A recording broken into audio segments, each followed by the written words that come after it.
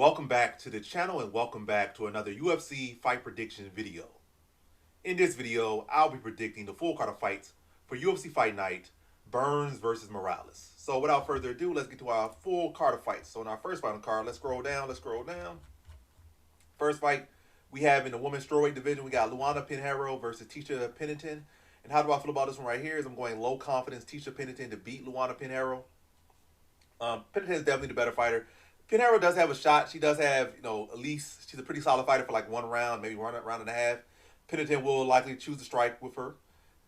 Not say choose to strike with, but they're both. What am I saying? Pinheiro is got like a judo background. She does have some striking, some flashes of greatness on the feet at times. But the thing is, really, it's kind of like Pennington does have a lot of mileage, so this might be a fight where Pinheiro might finally be able to turn the curve, have better cardio, and might be able to take it to an equally close but decision. Who knows? Maybe an injury, maybe this and that. Can't really be too trustworthy of an older fighter like Tisha Pennington. But she is the right side to lean to. I mean, the odds-wise, there ain't nothing great to really bet on here. But as far as you just saying, take the betting aside, Pennington is the reason why she's a clear favorite here. Pennington's a better striker. She definitely has better cardio. I think she's a better offensive grappler, especially over rounds. Maybe like a 2-3 minute fight, maybe Pinheiro's a better grappler.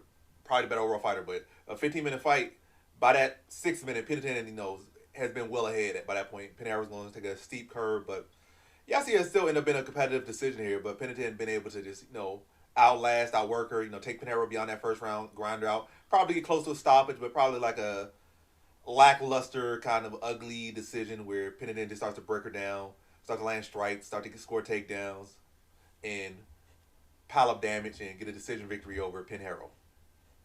So in this one, I got Tisha Pennington via decision. Now to our next fight we have in the flyweight division, we got Yusuff Park versus Carlos Hernandez. And how do I feel about this one right here? Is I'm going low confidence Carlos Hernandez to pull off the upset and beat Yusuff Park. So yeah, Park's undefeated. He got some backing behind him, so he's looking like the clear side. But I think Carlos Hernandez is live here, and that's why I'm leaning him here. Yusuff Park, he was losing most of the rounds of his road to UFC finale. Until the final round where he's able to take the guy down, and the guy tried to take him down, he took his back suspended. By the way, he was losing the first 2 rounds, then he got the sub in the 3rd round. He was definitely clearly behind. I think he got dropped in the 1st round. And then in his debut, he beat up Shannon Ross, who hasn't beat up Shannon Ross. And it has been other people that had hype behind them. They watched Shannon Ross and they went on to do nothing afterwards. So he's not the first person to beat Shannon Ross. And Shannon Ross was on a 2-fight knockout loss streak or a 3-fight knockout loss streak. I think the last 2 losses prior to fighting Yusuff Park, he was on getting knocked out in the 1st round, in the 1st minute, first 29 seconds. Then Yusuff Park took him to the 2nd round to knock him out. A guy that's been knocked out 2 times back to back and early, and it took you to the 2nd round to knock him out.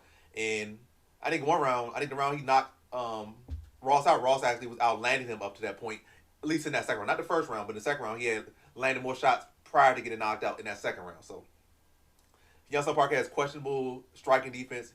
He's been dropped in a lot of his fights by people that aren't even notably big hitters. I think he's a solid grappler. I think he's a solid overall fighter, but I don't think his skills are anything that higher level than Hernandez. And Hernandez has been fighting higher level competition. If anything, Hernandez has been fighting people that's supposed to beat him, and they have. I'm not going to say Two-Minute He beat Two-Minute That's not a guy that was supposed to beat him. But they fed him to Tyra, who's a prodigy. They fed him to Saruya, a prodigy. And he won a round off Saruya. Amazing grappling Saruya. Got takedowns on Saruya. He was doing well in the grappling against Tyra. Doing well in the grappling. So he fought better guys before, and he's held his own. He didn't beat them, but he fought them. And I don't feel like what's his name? I don't feel like Yusuff Park is that exceptional of a grappler. I feel like Hernandez will likely be the better grappler here. Park will have more power, but I feel like Hernandez has cleaner boxing. And I think this is a fight where he can pull off a victory, especially with Yusuff Park. Again, not having necessarily such an amazing performance yet underneath the UFC banner, the true UFC banner, and not fighting to the level of competition that Hernandez has fought. And also, I think he hasn't fought in nearly 2 years. So I think all these things benefit Hernandez, the level of experience, fighting more recently than Park, fighting higher level, fighting more recently, being underrated, being a little bit slept on here. I think he's able to pull off an upset against Park. I think he's able to find grappling success. I think he's able to have the cleaner boxing.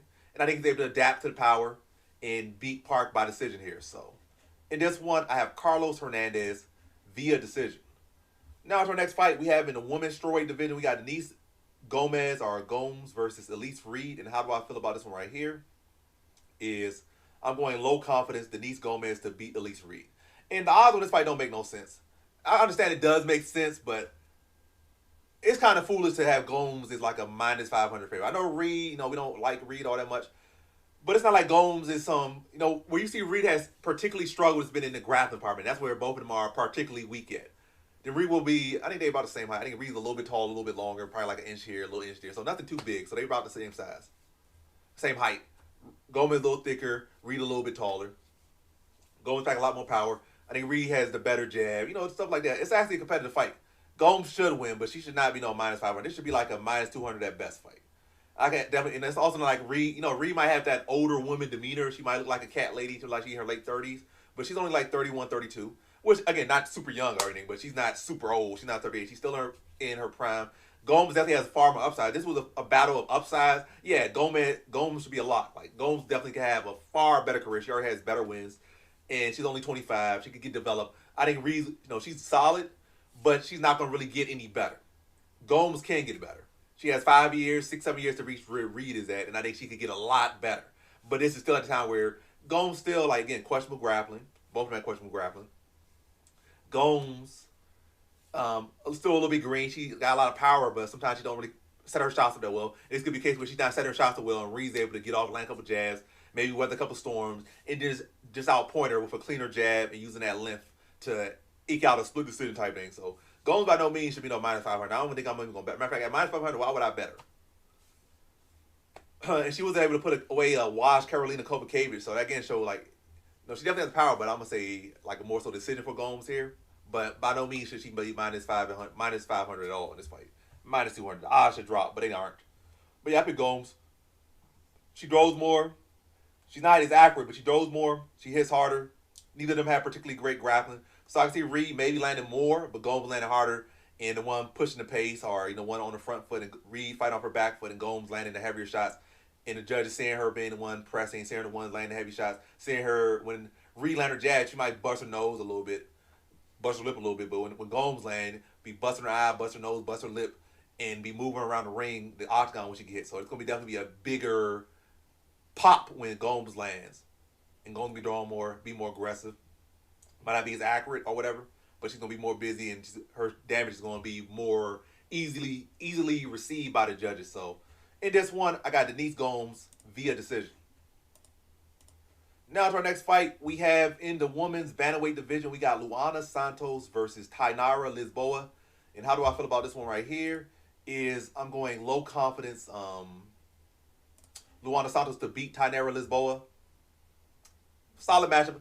I actually was looking at Lisboa as a potential underdog here, but then watching her last fight versus Ravina Oliveira and looking at her level of opposition, Santos has definitely fought better opposition. She's younger. What's she like, 28, something like that, 27. Lisboa's like 32. Also the fact that, on Lisboa's benefit, Santos did lose her last fight to a better striker, and Lisboa does have an extensive striking background, and she is obviously working on her grappling a lot. She has used grappling her Ravina Oliveira fight a lot. She was grappling her, both her wins in UFC. She submitted what's her name? Jessica Rose Clark in her debut. And she used grappling heavily in the Ravina Oliveira fight. But yeah, she might be the better striker. But I just have not seen that same pop, it's from like a Shevchenko or Wayne Kong or some of these other women who have extensive striking power. Technically look clean, but she's not as fast, she's not as poppy as them, she don't deal as much damage as them. And again, she has been preferring to strike, and I feel like her defense isn't that sharp. Even Ravina Oliveira was able to get off on her, and I think she won the third round, was able to swarm her, just throw kind of sloppy offense and get in, and able to cover that gap, get her down. Matter of fact, she did that in 2 rounds. Lisboa was able to reverse it a little bit in the second round and first round, and a little bit in the third round, but definitely in that third round. Matter of fact, even in the second, third, but particularly the third round, Ravina Oliveira was able to get significant control time. I think Luana Santos is much more experienced, much more skilled, much more well-rounded, and much more polished than Ravina Oliveira. Again, she's younger. She definitely has a higher upside than Lisboa. And I can see her exploiting some of the same tendencies. In that 32, I don't think Lisboa's going to get so much better, or she's such this amazing talent. She's amazing talent, but as far as that I will overlook the more well-rounded, more experienced MMA fighter in Santos. I think Santos can do similar strategies to Ravina Oliveira, but at a higher skill level. And swarm, get the takedown, get the body lock, strip her down, and just control her, or get the hit an arm throw, hit the little hip toss, and find a little sneaky little ways to get her to the ground and power control time. I think Lisboa will game. I think it will be game. I think this will be a close competitive fight. But I just think Santos is younger. She'll be able to push a higher pace. I think she's the better grappler, and I think she's the better overall MMA fighter. And I think that mix will get her to win. So in this one, I have Luana Santos via decision.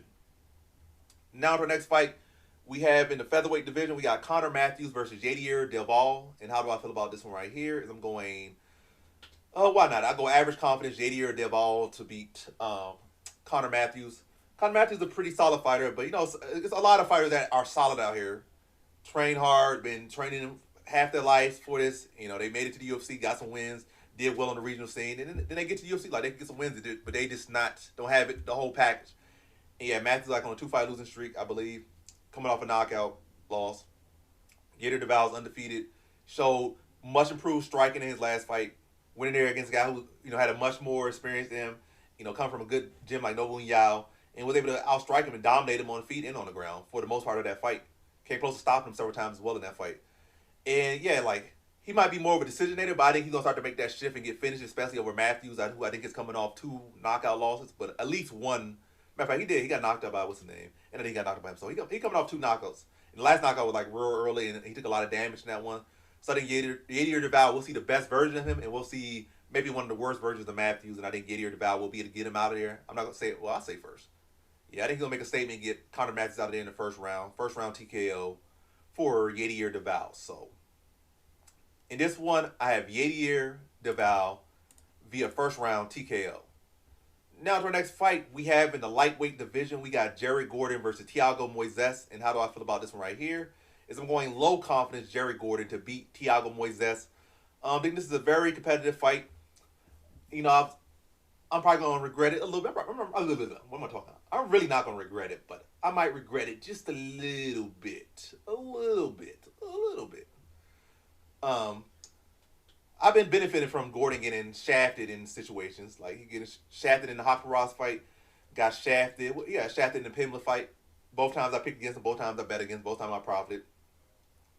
There's not really as much politics behind Moises, but he is younger. And if they already shaft you once, twice, thrice, or whatever, what's stopping them from shafting you again? So that's kind of concern. Like, this is likely going to be a close competitive fight, regardless of who wins it. And why not the judges side with the younger fighter in a close fight? I think Moises still just turned 30. It seemed like he's just older veteran with 35, 36, and point seemed washed, but he's not. And Gordon, we already know he's the veteran, so he's 35, 36. Moises, he kind of has the feeling of a 36-year-old, but he's only 30. And I think a lot of time I'd be like, this guy feels so much older, but he's was 28, he was 27, he was 26. Now he's 30, so he's still just entering his prime. So a tough little battle, especially to pick the underdog in the situation when he's the older guy. But I think Moises has kind of struggled with guys that have high work rates, and he has fallen off in a lot of fights, and that's what Gordon brings. I definitely think Gordon has the hunger. And it's not like Gordon is this older guy who just lost all motivation. He just dared to collect a check. Gordon still believes he can be the best. Obviously, that's not going to happen, but he has the mindset that he trains hard. He's always pushing the pace, always has a high work rate. And that benefits me. I can see if he was a guy that his work rate dipped, he hit 36, now all of a sudden he went from throwing 200, 300 strikes a fight to drop down to 100 strikes a fight. He hit 37, now he's doing 50 strikes. Now he's still up there, throwing 100 plus strikes a fight if you allow him to. And I think those will checking leg kicks, applying the pressure, mixing in his own takedowns. I think this will be a close competitive scrap, but I think Gordon will have the higher work rate and be able to outgrind Moises. But another thing, Moises also has benefited. Gordon has been shafted by decisions, and Moises has benefited from bad decisions. Bobby Green definitely beat Moises. It was a couple other people who beat Moises, but they gave it to him. Who else? But I know Bobby Green sticks off the paper. He beat him. It was a couple people who beat him, but they didn't give it to him. Give it to them. They gave it to Moises. But that one stands out. But yeah, and Gordon was doing well against Bobby Green until Bobby Green headbutted him and knocked him out. And well, I guess the best you could do with that, no contest. It wasn't intentional. But it is what it is. But yeah, I go Gordon here. I think he has the higher work rate, better conditioning, will be more volume, will put out more volume and look to ground more, and that's his style. I think he'll be able to push Moises to that, and I think that's an area that Moises has struggled in. I feel like Moises has not really, shined in fights where he had to really grind. I think his last fight he had to grind a little bit, but he was able to just get takedowns, kind of leg kicks. But I think Gordon's not gonna give him those easy exits to grind. He's gonna be like, you gotta work for the takedown. You gotta work to hold him down. I think Gordon's wrestling offensively and defensively has improved a lot, and he still has the same work rate. And yeah, I think he'll be able to grind Moises and win a close split decision over Moises here. So in this one, and also in Moises' last fight, I feel like he fought a kind of a semi-worse, like similar but not the same guy, but like a worse version, in my opinion, of Gordon, which is Trey Ogden. And I think when you look at the stats, especially the first round, he was losing the fight. Then he started landing leg kick, get the takedowns off that, or take top position off the leg kick and stuff.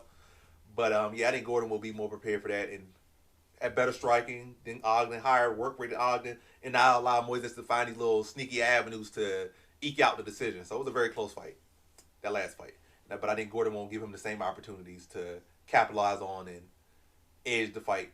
He'll make Moises that work for everything, and that's where Moises does not thrive at. So in this one, I got Jared Gordon via decision. Now to our next fight, we have in the lightweight division, we got Matheus Camilo versus Gabe Green. And how do I feel about this one right here? Is I'm going low confidence Matheus Camilo to beat Gabe Green. And yeah, I don't really know Matheus Camilo, so I can't be like, oh, average high. Like, it seems like he's in a good position. You know, young guy. He took up a loss when he was younger. He's still, what, like 25, so 24, something like that. But he seemed like I have a high, so he's coming off a really big win. He took another guy's shot. The guy that was at the little press conference and, like, give me a shot. Right after that, he beat that guy and took his spot. And seemed like a well-rounded fighter. Good power. Grabbing a little bit weak. That's a little bit question, but I do like him in the spot. Gabe Green cut it down to 155 for the first time in his career. Coming off a knockout loss. He has had some time to recover. But I don't feel like Gabe Green has a high ceiling at lightweight. I don't feel like he had a high ceiling at welterweight. Now, they cut it down to his weight. It's going to take away one of his strengths, which it was his cardio. And he already had the most durability at welterweight. So coming down 15 more pounds ain't going to, coming down 15 more pounds ain't going to help his chin. So I think Matheus Camilo is going to be able to address the grappling as he did in the last fight, his last fight, and be the final shots and put Green out. And I say second round TKO for Matheus Camilo. So in this one, I have Matheus Camilo via second round TKO. Now to our next fight, we have in the featherweight division, we got Julian Erosa versus Melquizael Costa. And how do I feel about this one right here? Is I'm going low confidence Melquizael Costa to beat Julian Erosa. This is a good scrap. I think Costa has, solid enough jiu-jitsu to address the guillotine of Erosa. I think he's much more fluid, has much more left in his tank. Erosa, he won his fight last fight. It was a good win. But even though it was a good win, he looked old in that fight. And I think Melquizael Costa going to be able to exploit that. He's going to be a good size featherweight. He probably has to be the bigger fighter. Erosa might be a little bit longer, but Costa will be much more thicker, much more filled out. Kind of sitting in a better position in his prime, where Erosa kind of on the outside of his prime. So yeah, I think Costa's going to do a good job addressing the grappling of Erosa. Maybe mixing his own takedowns here and there. Addressing the guillotine.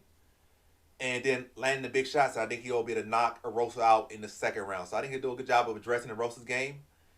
Getting his own takedowns. Landing his own leg kicks. Breaking Erosa down. Getting Erosa to respect the takedown. Exhausting Erosa a bit with his pace and his top pressure. And then when Erosa starts to respect the takedown, be to come over the top, touch Erosa on the chin, finish him up with some ground and pound, and get him out of there in the second round. So in this one, I got Melquizael Costa via second round TKO. Now to our next fight, we have in the middleweight division, we got Nursultan Ruziboev versus Dustin Stoltzfus. And how do I feel about this one right here? Is I'm going average confidence Nursultan Ruziboev to beat Dustin Stoltzfus.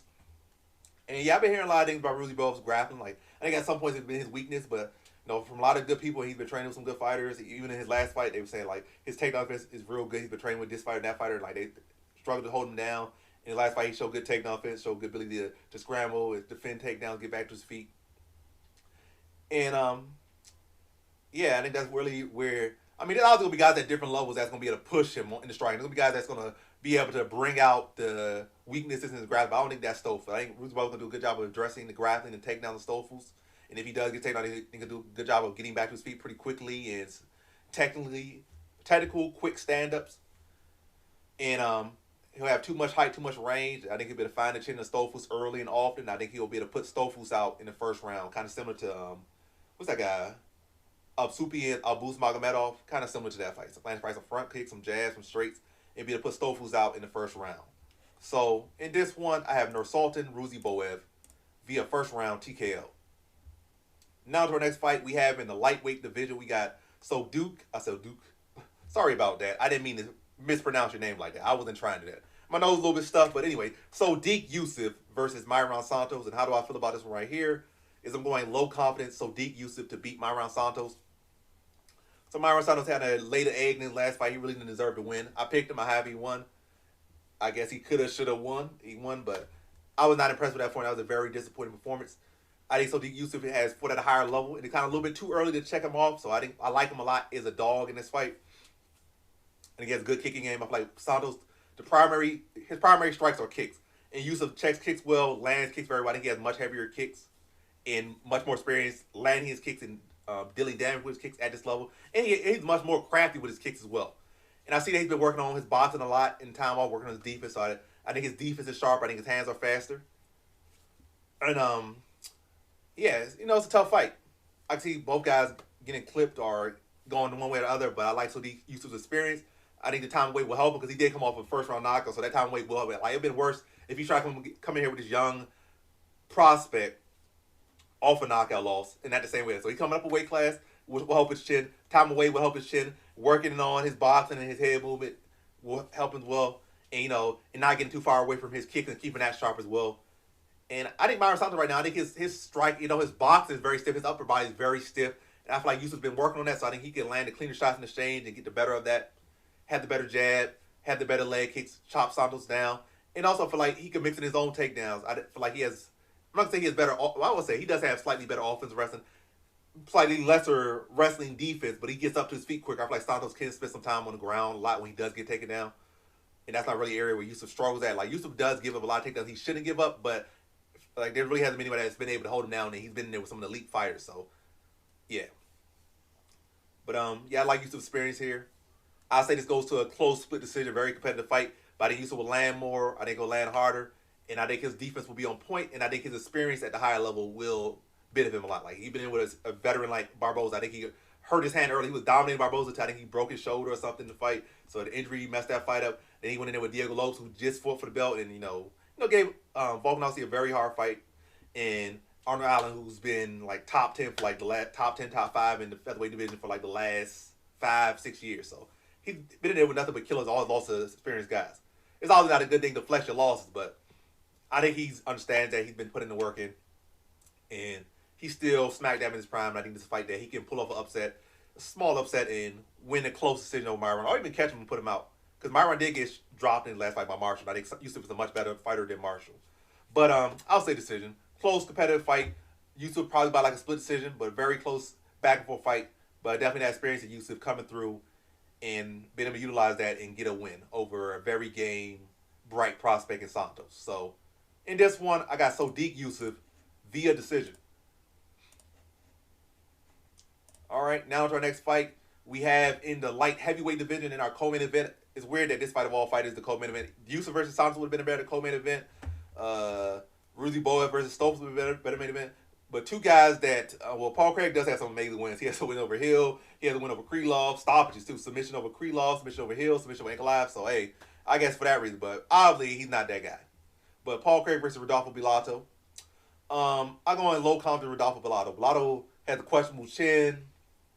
This seems like not a reliable fighter. But I guess if you could say, his chin might not be that reliable, but he's only been knocked out by the same guy twice, and that was Petrino. So, his chin, he did get rocked in his last fight. He did get rocked in his other fight, and, whatnot, but in plenty of other fights, but only one guy has actually knocked him out, and that was the same guy twice. But yeah, I like Rodolfo. I can't speak English. I like Rodolfo Bellato here, not a whole lot, but I like him here. Odds, I don't really like the odds for the fight, but I like Rodolfo Bellato here. I like him. Again, not from a betting perspective so much, but yeah, he's 28. Paul Craig like 36, 37. I don't really think he has too much upset left in him. Maybe this might be the last one, but I wouldn't waited out. I wouldn't bet on it. Bellato has shown toughness. You got to put him all the way out. I think Bellato is a pretty solid grappler. I don't think he'll try to so much out-grapple Paul Craig, but I do think he can out-grind Craig. I think Craig don't really have that grind in him anymore. And I can see like a second-round TKO or sub for Bellato.